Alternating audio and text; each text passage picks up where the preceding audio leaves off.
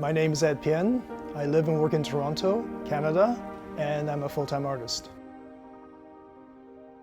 My work has been inspired by chinoiserie, coined by the French, which is about the Chinese-esque. So if you think about traditional Chinese display of, let's say, things on a shelf, they'll have places of emptiness and places of density. So it is a combination of the two that allows the eye to flow, to rest, to engage again.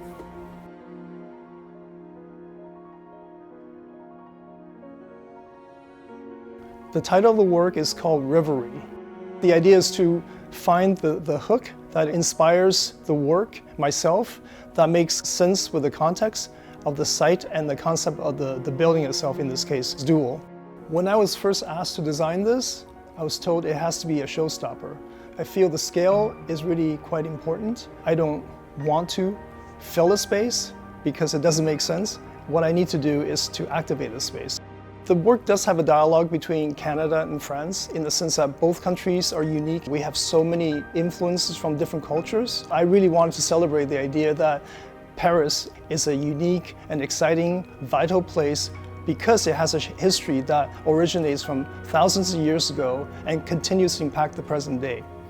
So my relationship with Paris and to this work is in the way it allows one to just meander, to be like a flaneur, to discover as you go. So all these vines take you to a kind of a point, and then from there you can go to another point. So there's this meandering, this moving forward, backward, or circular movements around. It needed to have all these details.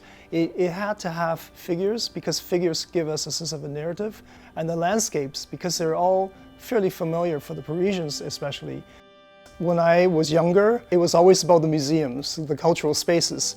The paintings, they're in actuality in Louvre, and I never really considered the parks, the green spaces, even though they are there and they impact everyone emotionally and physically. There's this other reality, this other beauty, and it doesn't speak loud on its own self, but it gives off so much energy and vitality.